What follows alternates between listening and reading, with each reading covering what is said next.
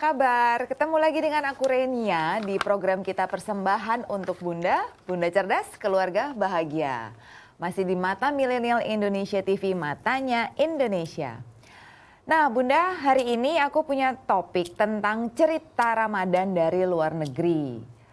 Bukan aku yang keluar negeri, tapi narasumber aku, tamu yang datang ke studio hari ini buat ngobrol-ngobrol sama aku.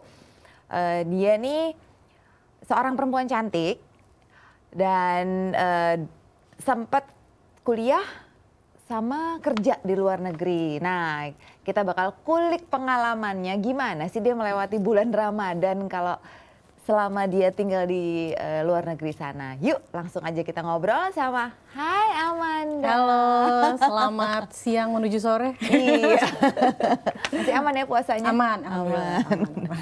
Oke, Manda, ini kan kaitannya sama topik kita hari ini, cerita Ramadan dari luar negeri. Iya. Nah, pengen deh nanya-nanya sama Manda, gimana sih cerita awal kok Manda bisa sampai sekolah di UK? Ya, Jadi jadi awalannya kayak apa? pertama kalinya itu saya harusnya sekolahnya di Amerika. Harusnya di Boston University. Terus sudah diterima di sana, ngambil komunikasi. Tapi entah gimana ada perasaan yakin di Amerika. Nggak tahu kenapa, itu juga sempat ada perdebatan lah di rumah kayak bener nih mau ke Amerika gitu. Itu 2 tahun karena di sana kan jangka waktu sekolahnya agak lama untuk S2. Akhirnya sempat ada acara student fair exhibition dari British Council. Jadi mereka menggelar banyak sekolah-sekolah dari Inggris itu mereka datang gitu untuk ketemu sama calon mahasiswa-mahasiswinya. Nah terus saya akhirnya coba datang aja lah, ya nothing tulus gitu. Datang, tanya-tanya, ternyata 1 tahun gitu, lebih cepat gitu. Coba cek, tanya, terus persyaratannya gimana, ternyata oke juga, dicoba, keterima juga. Nah jadi ada 2 pilihan antara Amerika atau Inggris. Saya mikir, saya lihat sekolahnya apa aja, pelajarannya, dan karena setahun akhirnya mikir, oke, kayaknya lebih baik di Inggris aja. Jadi langsung switch dari ke Amerika ke Inggris. Padahal itu udah ngambil TOEFL juga, jadi ulang ngambil IELTS. Jadinya berubah semua, visa studentnya juga berubah. Tadinya Amerika jadi Inggris, tapi alhamdulillah nggak tahu lah, itu mungkin karena emang udah jalannya ke sana, jadi prosesnya lebbi cepat, lebih gampang, ya. Dan langsung keterima gitu. Karena kadang ada yang dicek dulu kan raportnya, pas S1-nya minimumnya tuh IPK 3, nggak boleh kurang dari itu, dan IELTS-nya 6,5 sampai 7. Nah itu harus sesuai sama apa yang mereka inginkan. Terus kira-kira 6 bulan visa, terus cari student accommodation, akhirnya sampai di Inggris. Jadi memang ada sempat switch yang kita juga kaget ya keluarga, lah bukannya di Amerika ya harusnya gitu, karena kan semua udah rampung, udah jadi, di Boston juga udah ada rumah, ternyata nggak jadi di sana. Tapi udah nggak ada masalah. Udah nggak ada masalah. Di sana di cancel nggak masalah. Nggak apa-apa. Gitu. Karena memang kita belum bayar, tapi baru accepted aja. Gitu. Jadi dapat acceptance letter, offernya. Jadi ada 2 gitu, jadi tinggal saya milih mau yang mana gitu. Tunggu deh aku tebak ya, Bunda nih, Manda nih pasti hobinya sekolah. Penasaran ya. Oh penasaran. Itu S2? Itu S2. S1-nya di? Malaysia. Oh S1-nya di Malaysia, ngambil? PRN Event Management. S2-nya komunikasi? Wow. S2-nya ini International Marketing. International marketing. Jadi di bisnis. Jadi S1-nya komunikasi, S2-nya bisnis. Widih. Total berarti sekolah Manda di S1 sampai S2 itu 5 tahun. Karena 4 tahun di Malaysia sempat kerja juga. Terus itu baru gitu. Di Inggris 1 tahun, jadi 5 tahun totalnya di luar. Jadi nggak langsung lanjut ya S1-nya. Jadi sempat pulang dulu sebentar, baru ambil S2 gitu. Salut aku sama dirimu, masih muda padahal ya. Penasaran. Iya, Bun, ternyata udah punya anak ya? Udah, alhamdulillah. Dan waktu S2 itu sudah nikah? S2 belum. S2 belum? Selesai S2 baru nikah. Oh gitu. Tapi dibawa ke Inggris lagi. Jadi masih ada another 2 years di UK. Oh gitu, aduh seru banget nih pengalamannya. Terus boleh dong ceritain perbedaannya kamu ngerasain sekolah di luar negeri sama sekolah di sini? Sempat kan ngerasain sekolah di Indonesia? SMA sih. SMA. Jadi banyak Apa perbedaannya? di luar. Bedanya banyak sih ya, karena dari culture, dari orang-orangnya, makanannya, itu banyak berbeda. Termasuk di Malaysia. Walaupun orang bilang Malaysia tuh kayak Indonesia gitu. At some point bener, tapi nggak juga. Karena walaupun kita itu culture-nya mirip, tapi bahasa setiap hari mereka pakai bahasa Inggris. Walau ada Melayu sih, tapi kalau kita ngomong mau coba Melayu juga mereka belum tentu ngerti karena berbeda bahasanya gitu. Tetap Jadi ada aksen. Bukan cuma aksen kali ya, lebih ke ini ya perbedaan bahasanya juga kayak ya. gitu. Terus juga makanannya beda. Tapi ada juga yang mirip, kayak kari mereka makan.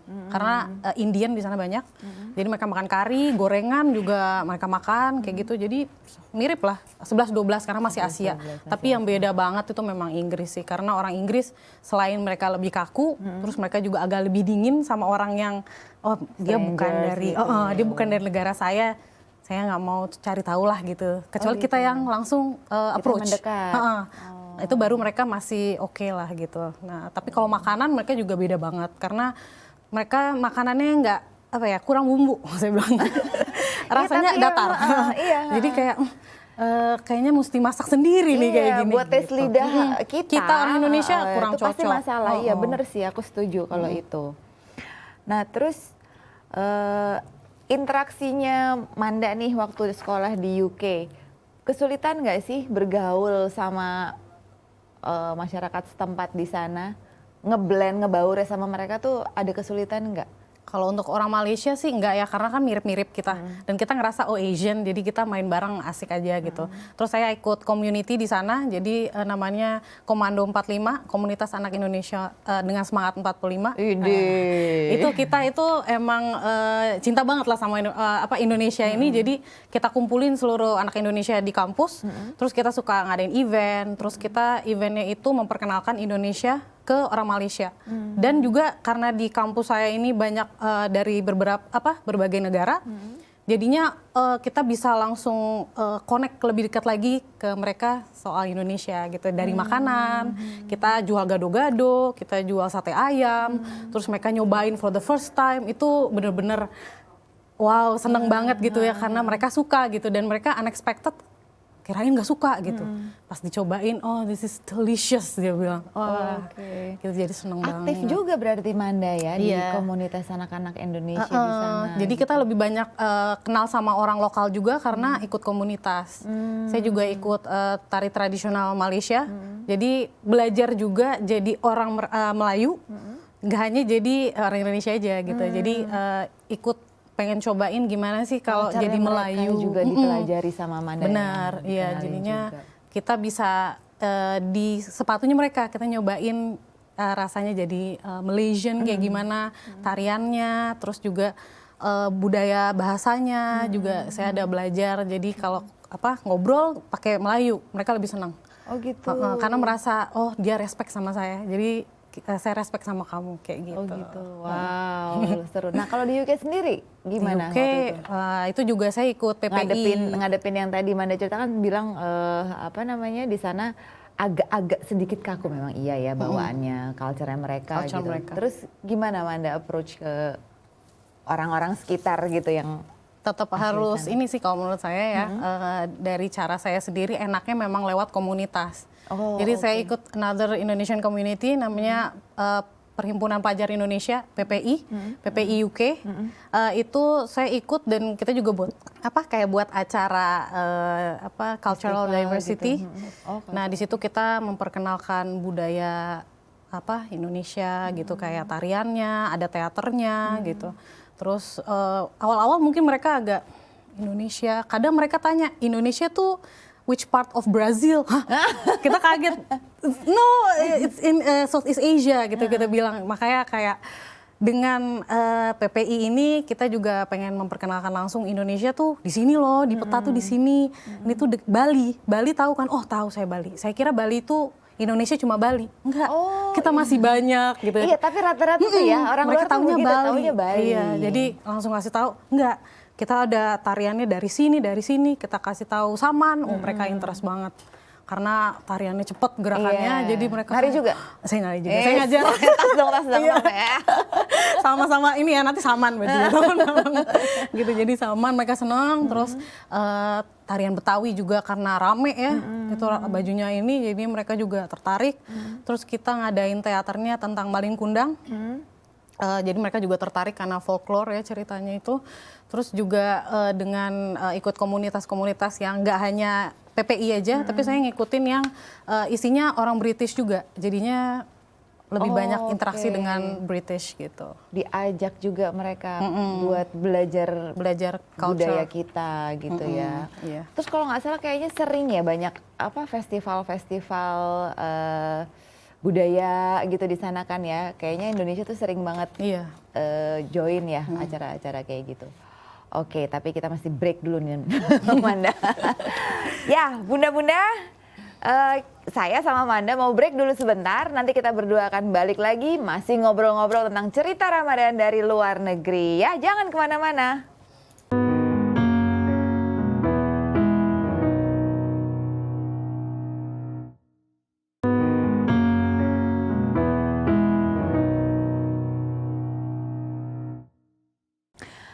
Ya, balik lagi kita di program persembahan untuk Bunda. Di segmen kita yang kedua masih ngobrol-ngobrol dengan Amanda ya. Lanjut aja ya Bun ngobrolnya.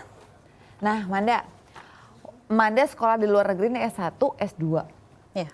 Cerita deh, kesulitan paling besar yang Manda rasain saat harus jauh dari orang tua tuh apa? Homesick. Ya, rindu. Klise ya, homesick. Itu kalau udah kangen, terus juga banyak beberapa event yang kita kelewat. Kayak misalkan kakak lahiran, atau lagi lebaran, puasa sama-sama, itu juga kangen gitu. Kalau lagi puasa sendiri, buka puasa, ya sepi, ya kita nyalain TV aja, gedein channelnya gitu, biar kayaknya rame gitu. Kalau nggak sama temen. Terus kesulitannya juga kalau ada masalah, itu harus selesaiin sendiri. Nggak bisa minta tolong ke orang lain selain temen atau mungkin pihak dari sekolah. Waktu itu saya pernah kecelakaan di Malaysia. Tabrakan di tol menuju bandara, itu nggak ada yang nolongin. Jadi benar-benar Asli nyetir sendiri? Saya nyetir sendiri, terus ternyata dibantu sama orang-orang sana. Dibantuin, ditelepon keluarga saya, terus dibantuin akhirnya dibawa ke rumah sakit kayak gitu. Itu ya ininya, seninya Iya. harus jadi single fighter di negara orang. Kalau tuh ada paling- apa-apa juga harus hati-hati karena ya kita sendiri di sana. Kalau misalkan berkeluarga mungkin ya ada keluarga, tapi kalau nggak ada keluarga kita harus minta bantuan teman atau pihak sekolah yang bisa bantuin. Nah itu tadi di Malaysia. Nah kalau di UK kan suasana Ramadannya tuh nggak ada ya. Sama sekali nggak ada. Itu gimana tuh ceritanya tuh ngelewatin puasa di sana sendirian? Kalau di sana tuh lebih beda ya, jauh, karena kita aja azan aja nggak dengerin. Masjid ada tapi nggak terlalu banyak. Paling banyak di London mungkin. Karena saya dulu kan di Newcastle, di up north itu lebih banyak yang non muslimnya. Jadi masjid tuh cuma di deket kampus sama ada agak jauh. Jadi cuma 2 itu pilihannya. Dan rentang puasanya juga panjang, 19 jam. Sama kayak di Australia berarti ya. Jadi karena 19 jam itu buka puasa itu aja udah telat, jam 9, jam setengah 10, siap-siap maghrib, sholat isya, taraweh mulai jam 11, selesai jam 12 malam. Abis itu sahur lagi. Sahur jam 2.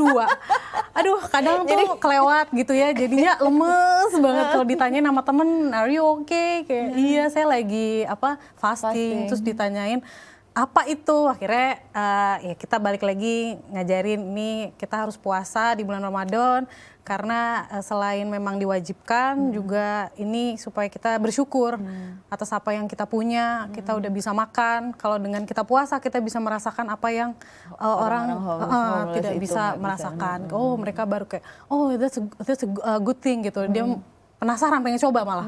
Jadi waktu itu pernah ada teman saya nyobain puasa. Bule nih? Bule, sehari. Dia bilang, it's easy, piece of cake. Oke, you'll try gitu. Pas dicoba, I can't take it anymore. Jam Berapa 12 jam? siang. Sama kayak anak SD. Kalau itu mah masih jauh, saya bilang. Kita buka puasa jam 9 malam. Hah? Wah, terlalu malam buat saya, dia bilang. Ya begitu memang kita di sini karena sudah dekat summer, jadinya kan puasanya jadi lebih panjang. lama. Jadi yang ngerasa bersyukur gitu puasa di Indonesia, alhamdulillah enaknya. Dan dengerin azan gitu ya. Karena nggak ada azan, akhirnya kita buat nih teman-teman waktu itu kita ngumpul, kita nyalain YouTube, dengerin azan.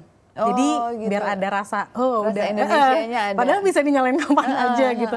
Tapi ya karena kita kangen sama momen denger azan, ini udah buka, akhirnya kita nyalain. Gitu. Tapi sama teman-teman Indonesia yang Sama Muslim di teman-teman. sana pasti sering ya bikin acara kumpul, buka puasa sering, bareng iya. gitu ya. Ada juga di sana namanya Grand Iftar, jadi buka puasa bersama rame-rame.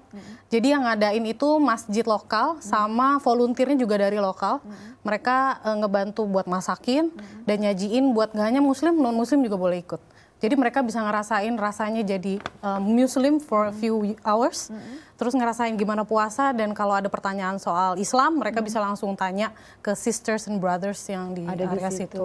Jadi kita bisa sekalian ya sedikit dakwah di situ. Kayak gitu. Jadi ada rasa keingintahuan juga ya. Iya, sebenarnya dari- mereka penasaran tapi nggak berani untuk datang ke masjid. Itu sih teman-teman saya bilang kayak, sebenarnya saya curious sama Islam tuh seperti apa, tapi saya nggak berani untuk lebih lanjut ke masjid untuk bertanya gitu. Dengan adanya Grand Iftar ini, orang-orang yang penasaran jadi bisa langsung datang dan tanya langsung seperti apa sih Islam, seperti apa sih gitu. Bisa langsung lihat dari orang-orang yang datang.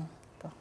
Kayak dikasih kesempatan buat mereka mencari tahu Betul. gitu ya. Iya. Terus responnya positif. Positif, oh penuh banget. Biasanya kalau ada Grand Iftar itu banyak juga bule yang datang gitu, dibawa anaknya karena family friendly. Jadi kita duduk sama-sama di bawah gitu, terus kita makan sama-sama. Biasanya makanannya itu kalau nggak nasi kapsah, terus nasi mandi karena banyak orang Arab di sana. Jadinya mereka yang masak tuh masakan Arab gitu. Terus kita ngasih tahu ini makannya seperti ini. Kadang kita pakai tangan gitu, terus pakai tangan kanan. Kenapa? Karena di dalam Islam tangan kiri tidak boleh untuk makan. Jadi kita sedikit-sedikit ngasih tahu tentang Islam itu seperti apa lewat tindakan gitu. Oh gitu, wah, nice.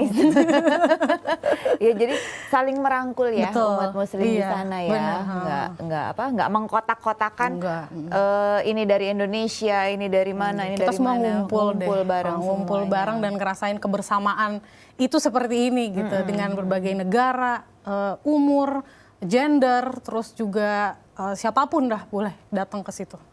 Nah, ini udah berapa tahun pulang ke Indonesia? Baru setahun. Setahun. Jadi belum kangen banget ya? Ada lumayan lah. ada kalau ngeliat winter ya lumayan kangen juga. Total berapa tahun sih waktu itu tinggal di UK? UK itu berarti 3 tahun. 3 tahun tuh sama sekolah? Sekolah setahun, sisanya 2 tahun yang untuk tinggal di sana memang tinggal ya sebagai family, bukan sebagai student. Karena itu berbeda lagi. Sempat kerja juga di sana ya? Kerjanya ya paling kayak suami yang kerja di sana. Oke. Karena saya kan pas ke sana itu lagi hamil. Lagi hamil jadi agak susah untuk kerja. Mungkin awal-awalnya masih nunggu sampai melahirkan. Setelah melahirkan baru ada ikutan di beberapa community juga, saya bantu kerja di situ kayak gitu. Aktif juga ya, Ya, nggak Manda bisa ini. diem, gatel. Tapi ya nggak apa-apa sih, jadinya semakin banyak orang di sana yang tahu budayanya Indonesia, Iya. masakannya, tariannya, segala macam lah pokoknya Iya. yang berbau-bau Indonesia, nggak hanya Bali. Betul. Jadinya lebih kebuka lah. Bali itu part of Indonesia Iya. gitu kan. Dan kita bukan di Brazil, gemes di situ. Kok jauh banget ya sampai Iya. ke Brazil ya? Nggak tahu juga kenapa Kok bisa bisa kepikiran ya? di situ. Aduh. Nah terus ada lagi nggak cerita yang seru tentang puasa di UK? Kalau puasa, ini paling mungkin saat sholat. Nah iya itu Kita gimana sholat karena nggak ada masjid, misalkan masjid ditutup gitu. Kita harus sholatnya di emergency, di ruangan door emergency. Itu kita sholat di sana. Jadi kita cari tempat yang sepi atau kelas yang kosong. Dan kadang ada orang yang tiba-tiba masuk grek, dia kaget. terus dia mundur lagi. Tapi dia nungguin sampai saya selesai baru dia nanya, kamu nggak apa-apa? Jadi dia pikir saya Pas lagi kenapa gerakan gitu. apa? Pas lagi selesai gitu Oh, udah ini tahiyat akhir Assalamualaikum. ditanya, are you okay gitu? Oh, I'm fine, I'm just doing ini prayer gitu. Oh ya, you Muslim ya gitu. Iya, karena saya belum pakai hijab sebelumnya. Nah, dan saya mendapat hidayah justru di sana juga. Oke. Jadi memang cukup banyak sih di Inggris itu, termasuk saya mendapat hidayah untuk berhijab saat ada acara fair mengenai Islam di sekolah, dan ada eventnya itu disuruh untuk pakai hijab sehari, nanti balik lagi besoknya ditanyain experience-nya. Akhirnya saya ikutan. Saya belum pakai hijab tuh waktu itu. Akhirnya nyobain, pengen tahu aja di depan bule-bule ini kalau saya pakai hijab kayak gimana. Reaksinya mereka. Reaksinya. Gitu. Ternyata biasa aja gitu. Akhirnya saya balik, saya bilang di depan orang-orang, saya hari ini pakai hijab. Saya yakin hari ini kalau ini adalah hidayah saya. Kalau dengan ikut acara ini gitu. Semua kaget karena mereka tahu saya nggak pakai gitu. Akhirnya mereka tanya, kamu udah benar-benar yakin pakai gitu, kayak emang ini wajib ya gitu. Akhirnya saya jelasin lagi, sebenarnya saya lahir Muslim, semestinya saya sudah tahu kalau itu adalah kewajiban saya sebagai perempuan. Tapi saya ngerasa mungkin nanti aja gitu. Akhirnya saya merasa diketuk hatinya saat itu, lalu saya pakai hijab. Dan ternyata saya pikir udahlah terusin aja sampai sekarang. Oke, alhamdulillah. Itu hikmahnya oleh-oleh dari Iya, UK oleh-oleh ya? dari UK-nya kerudung. Masya Allah. Oke, bunda-bunda, kita harus break lagi nih Manda. Nggak terasa loh. Ya udah bunda-bunda, nanti kita berdua akan kembali lagi masih ngobrol tentang cerita Ramadan dari luar negeri bersama Amanda. Tapi sekarang saya harus break dulu sebentar. Jangan kemana-mana.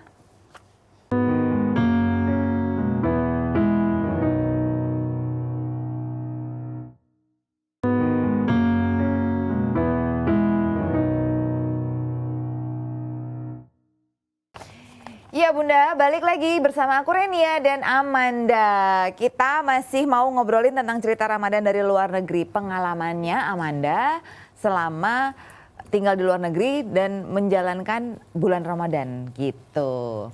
Amanda, setinggi apa sih toleransinya warga di UK saat Amanda lagi puasa di sana? Yang tahu nih, yang tahu teman-teman Manda bule-bule ini, kalau orang Indonesia udahlah yang ngerti gitu kan. Kalau mereka respect banget ya, karena tahu itu kan agama orang. Jadi selama kita tidak mengganggu orang, mereka juga tidak akan mengganggu kita gitu. Jadi ya kalau saya lagi puasa, mereka makannya agak menjauh, minumnya, minumnya agak menjauh. Terus kadang bilang, oh I'm so sorry gitu. Oh nggak apa-apa. Kayak mereka mau minum atau makan, silakan gitu.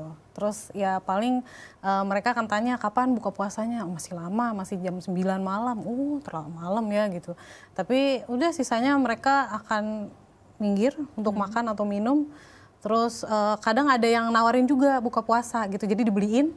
Waktu itu saya dibeliin kebab sama teman saya karena dia tahu kamu belum buka puasa kan, ayo kamu. Itu udah waktunya buka? Udah waktunya buka, dia langsung pergi beli kebab gitu buat saya. Baik banget. Jadi untuk toleransinya tuh mereka benar-benar oke banget gitu ya, menerima segala agama dan ya kita semua manusia mereka bilang sih. Jadi ya selama kita berbuat baik, kenapa kita juga harus mengganggu gitu. Gitu. Toh juga tidak ada yang tersakiti gitu dengan kita menjalankan ibadah puasa gitu kan. Oke, nah terus nih bocoran dong buat bunda-bunda di rumah. Manda nih sekolah biaya sendiri apa beasiswa sih? Waktu itu sendiri karena terlalu mepet untuk beasiswa. Enggak, S1? Iya. Kalau S1 sendiri, mandiri. Kalau S2-nya? Juga mandiri karena terlalu mepet jarak untuk tadinya mau apply untuk LPDP, tapi karena terlalu mepet jaraknya jadinya nggak bisa gitu. Tapi di UK-nya baru kita ada beasiswa di sana kalau misalkan nilainya bagus, jadi dikasih sama sekolah. Oke, nah jadi yang mau aku tanyakan adalah apa sih Manda yang mesti disiapkan para mama-mama ini? Kalau mereka memang mau menyekolahkan anaknya ke luar negeri kayak Manda gitu. Terus detailnya tuh apa aja gitu selain Pertama, nilai tadi? Iya, Kalau itu pasti nilai ya, udah nilai pasti lah. Tapi pertama harus cek dulu sekolahnya mau kemana, negaranya mana, dan juga kurikulumnya apa aja. Gitu. Itu penting ya. Karena kadang dari satu sekolah dengan jurusan ini beda. Terus di negara A lebih lama, di negara B lebih cepat kayak tadi Amerika lebih lama, di Inggris lebih cepat kayak gitu. Jadi harus dicari dulu memang mau di mana dan harus suka dulu sama negaranya juga. Oh itu harus suka dulu sama negaranya. Kalau excited jadinya kita kalau misalnya lagi ngerasa what am I doing here gitu. Kadang ada pertanyaan itu akan langsung enggak, ini emang saya yang mau, saya emang pengen di sini, saya suka negara ini. Jadi saya harus berjuang untuk dapat nilai yang bagus nanti buat kedepannya juga buat saya sendiri gitu. Itu kalau kita memang suka dengan apa yang kita pilih gitu. Jadi jangan ada paksaan juga. Misalkan mama maunya kamu di sini, belum tentu anaknya nanti di sana seneng. Jadi dia malah nanti berat, sedih. Udahlah homesick ya. Homesick sendiri, Nggak udah suka gitu negaranya bete. pula. Iya, siapa tahu dia lebih suka Jepang, misalkan. Ya ke Jepang aja gitu. Kalau memang lebih suka Inggris, senang Harry Potter. Taunya lebih gitu. suka saranghae juga. Ke Korea itu juga cocok gitu ya. Jadi dicek lagi memang apakah suka sekolahnya di sana atau memang di mana gitu dan jurusannya apa gitu yang mau diambil kayak gitu. Oke. Dan kayaknya kalau kita bicara soal jurusan kuliah, itu juga bunda-bunda jangan memaksakan maunya kali ya. Betul. Harus Iya. maunya si Mau anak si ya, Amanda anaknya ya. biar dia jadi enjoy, udah gitu belajar mengajarnya juga ya nggak cabut istilahnya, misalnya nggak kabur gitu karena Excited males terus gitu gitu. ngelihat angka, kalau nggak suka kan, kalau emang dia excited pasti insya Allah dia bakalan bagus di ya, situ, bakal terus nilainya belajar bakal terus. bagus gitu. Nah dulu Manda memang pilihannya Manda untuk ambil majornya itu. Iya, karena saya seneng kan sama yang ngomong atau berbau ketemu sama orang gitu. Jadi pengen belajar media sama belajar international marketing gitu. Oke, wah luar biasa. Bener deh, hobinya sekolah. Ada rencana mengambil S3 lagi? Insya Allah. Seriously? Kalau dikasih umur dan dikasih rezeki, insya Allah pengen. Ngelihatnya sih kayaknya seru, tapi ya 11-12 ya, karena itu kan research-nya banyak. Ya, jadi kalau S3 berarti mau jadi ini nih, mau jadi dosen atau profesor, arahnya ke sana kan gitu. Jadi mesti lebih dipertimbangkan lagi. Nah, dari yang udah diambil nih majornya dari S1, S2, kepake nggak sama sekarang nih Ilmunya? Kesehariannya Manda? Kepakainya lebih experience saat di luar negeri. Karena memang kita saat sekolah kan dikasih teori, tapi pas lagi prakteknya beda gitu. Jadi justru experience saat kita sekolah itu yang bikin kita jadi sekarang ini gitu. Kayak experience saya dulu suka solo traveling juga, jadi pergi ke luar negeri jalan-jalan sendiri. Karena udah di Inggris saya mikirnya udah deket. Iya kemana-mana kan deket ya kalau Eropa ya. Akhirnya saya ke mana tuh, ke Prague sama ke Kroasia, saya sendiri. Dan saya udah berhijab di situ. Jadi saya mikirnya saya pengen coba kalau jalan-jalan sendiri digangguin gak sama orang. Ternyata? Enggak. Enggak. Ternyata mereka malah datengin, ngampirin. Kayak saya nggak pernah ngeliat orang pakai ini. Dia nunjuk hijab. Oh ini hijab. Kamu ini apa gitu. Saya orang Islam. Oh. Karena di Kroasia saya waktu itu ke Zagreb itu sedikit orang Islam. Jadi mereka jarang lihat orang pakai kerudung kayak gitu. Muslim ada tapi mereka belum berkerudung gitu kali ya. Jarang. Tapi masjid ada di sana. Tapi balik lagi mungkin karena nggak terlalu banyak yang jalan atau gimana ya di sana, jadi nggak terlalu kelihatan lah itu orang pakai kerudung gitu. Wow, luar biasa deh. Malah yang kepake di kehidupan Amanda sekarang Experience saat sekolah itu ya. Tapi beneran nih nggak mau S3? Mau. Ntaran beasiswa kali ya, cek lagi. Oh iya bunda-bunda, kita tanyain ya, Manda nih kesibukannya apa nih sekarang? Oh, Setelah 1 tahun di Indonesia setelah pulang dari UK, apa kesibukannya? Pertama kaget dulu karena even Gojek gitu-gitu aja saya nggak tahu. Jadi benar-benar banyak hal yang saya pelajarin dulu. Pas saya di sini kan lagi SMA, sekolah SMA itu rentangnya jauh ya, 7 tahun itu banyak yang kelewatan. Perubahannya banyak. Dan masif banget gitu, cepet, udah ini udah berubah, tempat ini udah berubah, kayak jadi begini, kayak begitu. Saya jadinya belajar lagi, kaget ya, kayak oh kayak gini ya di Indonesia. tapi hebat ya, jadinya bangga juga ngelihatnya progresnya bagus gitu. Terus baru pelan-pelan belajar tentang perkebunan, karena saya ngelihatnya untuk Agak jauh ya dari dari ini ya, dari sekolahnya. media ya. Tapi menurut saya dengan adanya media dan perkebunan, kalau disatuin kita bisa kasih tahu ke anak-anak muda sekarang kalau misalkan kita butuh banyak pemuda yang berkebun. Karena next ke depannya Indonesia itu kan dilihatnya krisis pangan gitu. Karena itu kita sebagai ya orang Indonesia, kita punya lahan yang bagus gitu, tapi kita banyak impor, sayang. Jadi menurut saya kita banyak-banyak ekspor, karena saya kepengennya dari Indonesia ini dikenal di luar untuk perkebunannya gitu, hasil perkebunannya kayak gitu. Apa yang diiniin sama Manda? Hasilnya kita kemarin baru panen edamame, terus juga kita mau panen cabe, jagung, terus juga ada jahe merah. Jadi banyak bahan-bahan dasar, rempah-rempah yang memang dibutuhkan setiap hari ya di dapur. Itu tuh kita mau produksi gitu. Oh gitu. Wow, luar biasa. Insya Allah pengennya ekspor nanti, amin. Jadi katanya nih Bun, Manda ini kalau ke Jakarta liburan. Betul, ngeliat kota liburan, ngeliat gedung. Aslinya tinggalnya di Di sini. Kalau di sana, Sehari-harinya? Sehari-harinya saya di Tangerang. Oh, di Tangerang. Daerah Tangerang. Ke Jakarta liburan karena kerjanya di Subang. Jadinya Kan? kalau ngelihat ya, hijau-hijau itu udah tahu ini udah waktunya kerja. Kalau ngeliat gedung, nah ini dia liburan. Iya. Jadi ketuker. Malah bertani loh dia loh. Luar biasa.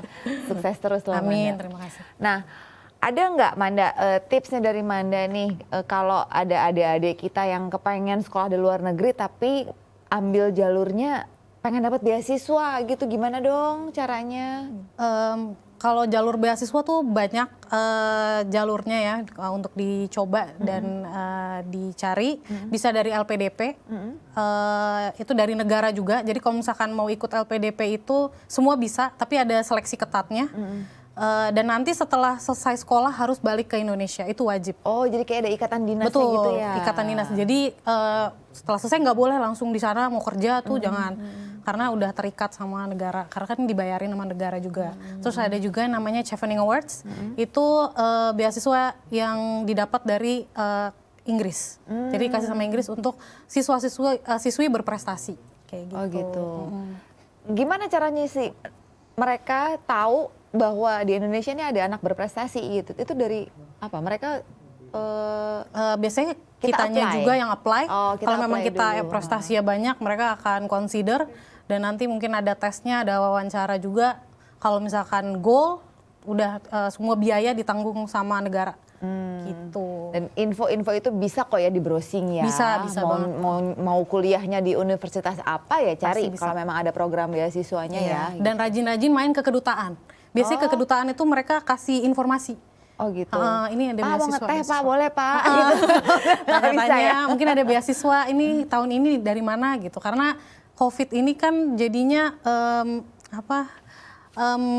merubah segala sistem yang ada. Jadi untuk LPDP juga sepertinya kuotanya berbeda sekarang. Jadi memang harus dicek lagi ke LPDP-nya langsung. Oh gitu. Nah, kalau do's and don'ts-nya selama kita jadi student di luar apa nih Nda? Belajar boleh, tapi jangan belajar aja. Kalau buat saya, Hey. belajar dan aktif. Gitu. Karena dengan aktif itu jadi kenal orang-orang, experience lebih banyak. Kalau sekolah aja sayang. Cepat bosen juga kali Cuma ya. belajar, pulang nanti diceritain, belajar pulang aja. Tapi kalau banyak ikut experience kayak community gitu-gitu, kita ketemu banyak orang, kita juga belajar lebih banyak gitu. Dan pastinya koneksinya juga banyak ya gitu, jadi dengan komunitas gitu. Masih sering ketemu nih sama Masih sering teman-teman yang dari sana? Kayak British Council suka manggil kita PPI UK, karena kita suka ada yang namanya meet and greet. Jadi teman-teman yang mau sekolah ketemu sama kita yang seniornya gitu. Jadi kita Sharing pengalaman sharing, cerita, gitu ya. terus kalau mau ada pertanyaan gitu, kita bisa bantu. Wow, seru deh. Tuh, Manda punya pesan nggak buat mama-mama di rumah kalau kepengen anak-anaknya kayak Manda? Itu tadi kan udah di-share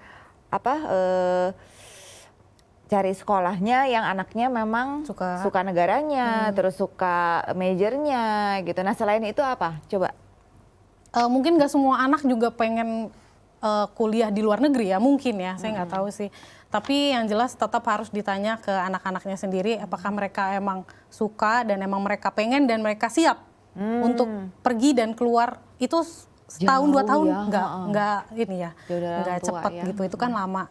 Dan apakah mereka memang berani gitu untuk mandiri di sana, kalau ada apa-apa harus jadi problem solver, harus bisa menyelesaikan masalah sendiri, dan pastinya juga harus tetap jadi kita ini kan keluar negeri jadi seperti duta Indonesia, jadi tetap harus membawa nama bangsa yang baik gitu. Karena orang-orang di sana ngelihat orang Indonesia, ngelihat kita. Oh gitu. Jadi kita, cerminannya kita gitu. Jadi apakah anaknya siap atau enggak harus ditanyain lagi ke anaknya itu sendiri. Lebih ke mental kali. Betul, ya. Mentalnya tuh ditanya, kuat enggak jauh dari mama? Gitu. Bisa masak enggak? sendiri, Iya, baju sendiri, semua sendiri. Tapi Manda luar biasa loh, hebat. Secara anak cewek sih ya, gitu kan, perempuan sih ya. Oke deh. Manda, waktu kita udah habis nih buat ngobrol-ngobrol. Nggak berasa ya. 30 menit aja udah lewat. Oke, bunda-bunda semuanya, waktunya saya dan Manda harus undur diri dari persembahan untuk Bunda episode kita kali ini. Semoga apa yang di-sharing oleh Amanda bisa menjadi masukan seandainya Bunda mau menyekolahkan putra dan putrinya ke luar negeri gitu. Oke, saatnya saya dan Manda pamit undur diri. Sampai jumpa lagi di program persembahan untuk Bunda di episode yang lain dengan topik yang lebih menarik lagi. Bunda Cerdas, Keluarga Bahagia, dan jangan lupa saksikan kami terus di Mata Milenial Indonesia TV, Matanya Indonesia. Bye!